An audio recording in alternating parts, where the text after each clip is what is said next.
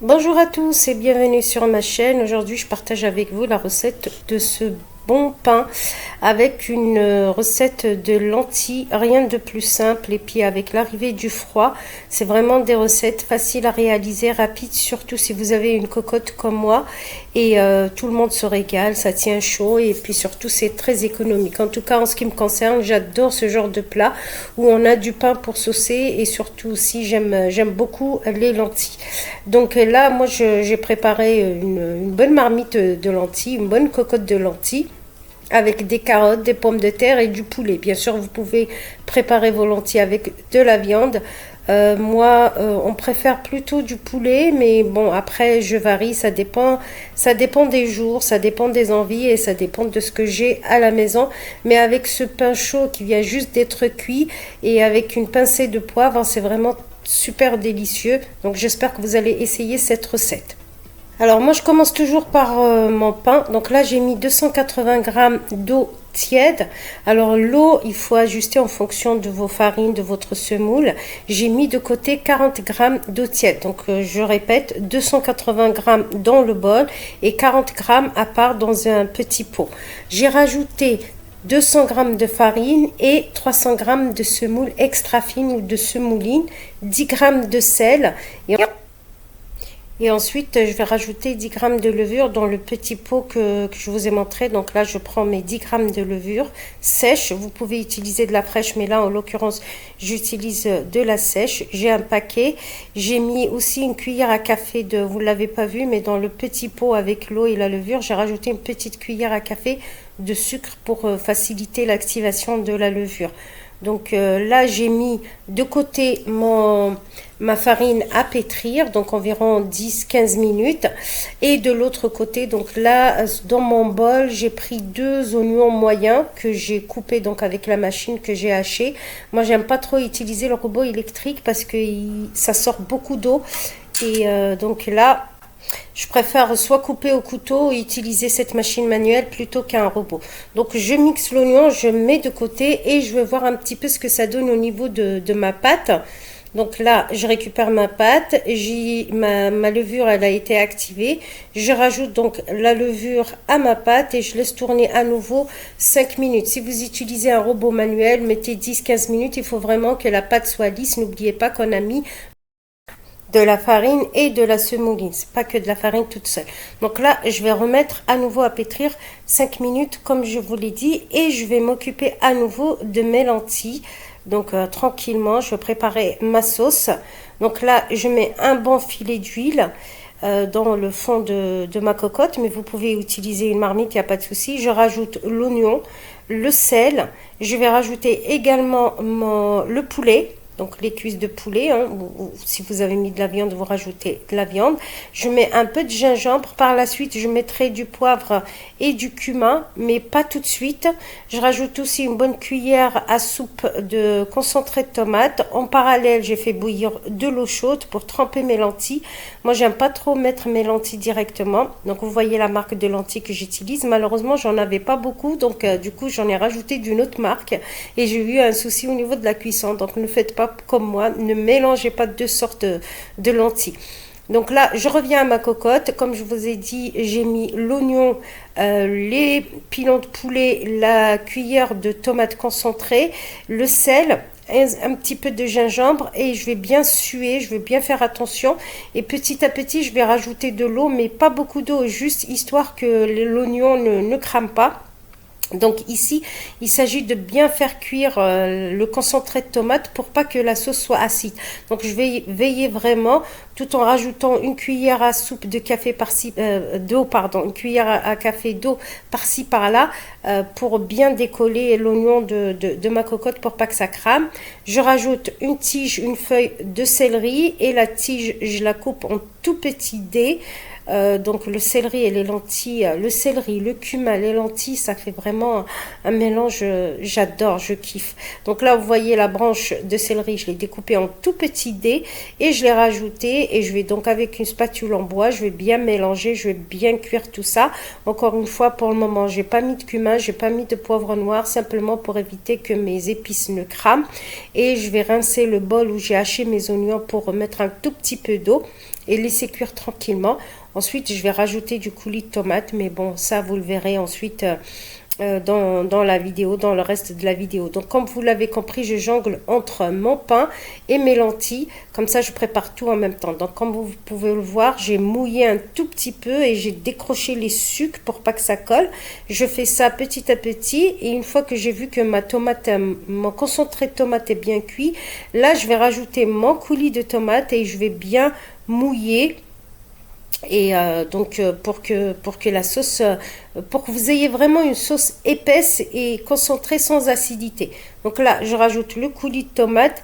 En toute honnêteté, je ne saurais pas vous dire combien je rajoute. Peut-être, allez, la moitié du paquet, la moitié de la boîte, donc environ 250 grammes, voire moins, peut-être 200 grammes de coulis de tomate.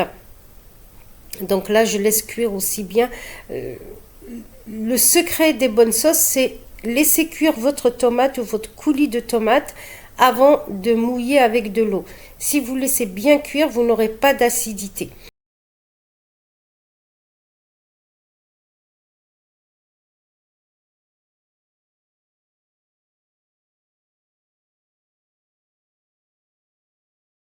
Et là, du coup, maintenant que tout est cuit, enfin cuit, vous m'avez comprise, je mouille donc à hauteur. Je mets une bonne quantité d'eau et je vais fermer la cocotte environ 15-20 minutes. Il faut savoir que le poulet cuit très très vite. Donc regardez, vérifiez. Moi, je vais mettre 15 minutes. Et ensuite, je vais vérifier si c'est bon. Je vais enlever mon poulet pour mettre les lentilles et les carottes. Donc là, comme vous pouvez le voir, les lentilles, elles ont bien trempé. Elles ont lâché une eau noire que j'aime pas forcément retrouver dans mes lentilles. Là, je vous montre les carottes. Je les ai coupées grossièrement en dés. Donc, je vais les rajouter une fois que mon poulet est cuit. Je récupère la pâte. Donc, j'ai laissé pétrir encore 5 minutes après la levure. Donc, comme vous pouvez le voir, j'ai une belle pâte élastique. Je vais juste l'arranger. J'ai pas envie de salir beaucoup de vaisselle, donc je vais fermer le bol et je vais la laisser gonfler tranquillement, doubler de volume, tranquillement dans le bol, sans prise de tête. Je vais pas la mettre dans un bol ni quoi que ce soit. Je la laisse tranquillement, environ 40 minutes. Là, aujourd'hui, il fait à peu près 25 degrés, donc je pense au bout de 30-45 minutes, ça sera bon. Et voilà, donc je récupère, j'ai ouvert ma cocotte au bout de 15 minutes, je récupère le poulet, j'ai filtré les lentilles, donc je les ai faites passer à la passoire et je les ai rajoutées. Donc je me doute qu'il y aura une différence de cuisson, hein, puisque rappelez-vous, j'avais pas assez de lentilles et du coup j'en ai rajouté d'une autre marque. Mais bon, c'est pas grave, c'est pas le goût, ça sera le même, hein. Donc tous les chemins mènent à Rome. Donc là je vais refermer, je vais rajouter aussi les carottes. Donc là j'ai mis les lentilles qui ont trempé à peu près, comme je vous l'ai montré, 30 minutes dans de l'eau bouillante. Et là-dessus je vais pas oublier de mettre du cumin, du poivre noir. Alors ne faites pas attention à la quantité de cumin que je mets, mettez en fonction de vos goûts. Moi je suis une inconditionnelle du cumin, donc j'en mets partout tout le temps et je trouve qu'avec les lentilles et le céleri c'est vraiment excellent. Donc vous mettez les épices que vous voulez, mais je vous conseille quand même d'essayer le cumin. Donc là, je ne vais pas mettre les pommes de terre tout de suite parce que les lentilles, elles sont encore croquantes. Donc avec les 5 minutes que je vais rajouter pour les lentilles et les carottes, ça va être bon. Les pommes de terre, je vais les laisser vraiment quelques minutes. Je vais peut-être même pas fermer la cocotte. Ça cuit hyper vite, sinon ça va devenir de la purée. Donc là, je referme ma cocotte pour 5 minutes et on se retrouve à l'étape où je rajoute les pommes de terre. Voilà, donc j'ai ressorti au bout de 5 minutes. Vous voyez, la sauce, elle a beaucoup réduit. Donc surtout, si vous voyez que vous n'avez pas assez de sauce, vous rajoutez un tout petit peu d'eau chaude. Pas d'eau froide, d'eau chaude. Donc là, moi, je goûte. Mes lentilles sont cuites. Les carottes aussi. Donc, je vais mettre les pommes de terre et je ne vais pas fermer ma cocotte. Je vais laisser 5-10 minutes, 5 à 7 minutes tranquillement cuire les pommes de terre.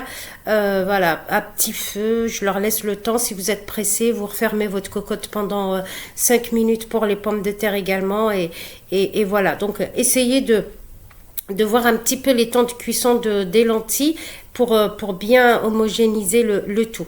Donc on revient à ma pâte à pain. Donc vous la voyez, elle est assez élastique, elle a doublé de volume dans le bol. Je la récupère, je la mets sur mon plan de travail, je la divise en 2 boules. Donc essayez de faire 2 boules ou peut-être même une grande boule et puis des petits pâtons. Donc là je vais faire simplement 2 galettes de pain. Je n'ai pas besoin de farine pour le moment, elle colle pas forcément, donc elle est assez élastique. Je vais récupérer de la semoule extra fine et 2 plateaux que je vais mettre à l'envers. Ça va me faciliter donc pour celles qui ont du mal à transporter la pâte vers la poêle. Donc vous allez voir avec cette technique, vous récupérez donc 2 plateaux bien propres ou vous les mettez dans un linge propre aussi. Donc vous voyez, moi mes plateaux ils sont vraiment propres. J'ai mis un peu de semoule fine dessus, je laisse reposer la première environ 2-3 minutes pour que ça soit facile pour moi de l'étaler. Je récupère également, je fais la même chose pour la deuxième et ensuite je façonne mes galettes tranquillement. Si vous avez du mal à les étaler, utilisez un rouleau à pâtissier, mais un rouleau pâtissier, mais personnellement ça va vraiment facilement. Si votre pâte elle est bien reposée, ça va facilement avec les mains. Donc là je vais l'étaler tranquillement, je vais bien travailler les bords pour qu'ils soient ronds. Et ensuite de l'autre côté, moi j'ai mis ma poêle, elle est en fonte, elle est assez lourde. Alors par contre j'ai une plaque vitro, j'ai pas de gaz, donc la cuisson elle est pas forcément homogène, mais on fait avec, hein. On n'a pas forcément tous un feu à gaz. Donc là je récupère ma poêle et je retourne ma plaque tout simplement sur la poêle, comme ça elle ne se déforme pas. Je recouvre d'un linge, je laisse reposer une dizaine de minutes et ensuite je passe tout de suite à la cuisson. Voilà, donc au bout de 5 minutes, je récupère ma pâte. Voilà, je fais un trou. Je récupère ma poêle, voilà, qui est chaude, hein. Voilà, vous entendez la plaque sonner parce que j'ai enlevé la poêle. Je récupère et je la retourne. Voilà, très facilement. Je prends une cuillère donc pour arranger les bords. Donc je la forme, il n'y a pas de souci, tranquillement. Je prends une cuillère et j'arrondis les bords comme ça pour faire quelque chose de joli. Et surtout, par contre, prenez pas trop votre temps, vous la remettez facilement. Là, je vous montre parce que c'est la vidéo, mais vous la remettez, vous le faites ça directement sur le feu. Sinon, votre pâte, elle ne va pas cuire si vous la laissez hors du feu trop longtemps. Et je fais tourner, pour celles qui ont une plaque vitrocéramique, pour avoir une cuisson plus ou moins homogène. Ça sera jamais comme une cuisson au feu, au gaz je vais dire, mais quand même, donc c'est de faire tourner la poêle directement comme ça pour avoir quelque chose d'homogène. Je la retourne et puis après je cuis les bords. Je sais qu'il y en a qui le font au chalumeau, moi j'aime pas trop l'arrière-goût du brûlé du chalumeau, donc je le fais comme ça. Si vous avez peur de la chaleur, vous prenez un sopalin ou un torchon propre et vous tenez avec votre galette et vous la faites tourner pour cuire les bords. Et si vous aimez le chalumeau, bah vous le faites avec le chalumeau, chacun sa méthode, chacun son astuce. Voilà, donc là, moi, je la mets comme ça à la verticale et je la fais tourner au fur et à mesure pour cuire les rebords. Comme vous pouvez le voir, ils sont bien cuits. Voilà, vous voyez. Donc, je vous le montre. Et voilà, donc comme je vous ai dit, la cuisson c'est pas la même chose que le gaz, mais l'intérieur c'est parfait. Si vous avez trop cuit votre galette, vous prenez un petit couteau et vous raclez. Je sais pas si je vous le montre dans la vidéo, vous voyez, si vous avez des petits coins où vous avez un petit peu surcuit votre galette, n'hésitez pas, vous prenez un petit couteau avec des dents et vous raclez et puis ça s'enlève assez facilement. Donc là j'ai rallumé la lumière pour vous montrer l'intérieur. Je la mets donc dans un linge propre après la fin de la cuisson. Et ensuite, je la découpe. En général, je congèle. Ce que l'on mange le jour même, bah, je le garde. Et puis le reste, je le congèle et je le mets directement dans le grille-pain pour les tartines du matin, pour le goûter, pour manger avec du fromage. Voilà, donc en ce qui concerne les lentilles, elles sont bien cuite, la sauce elle est épaisse comme j'aime, elle est absolument pas acide, donc il reste plus qu'à mettre dans les assiettes, déguster ça avec le bon pain. J'ai rajouté un tout petit peu de persil sec sur mes lentilles parce que je n'avais pas de frais, donc j'ai rajouté juste un tout petit peu de persil sec et un peu de poivre. Voilà pour notre repas qu'on a fait ensemble. Il me reste plus qu'à vous souhaiter un bon appétit si vous essayez cette recette et je vous retrouve dans une prochaine vidéo. À bientôt.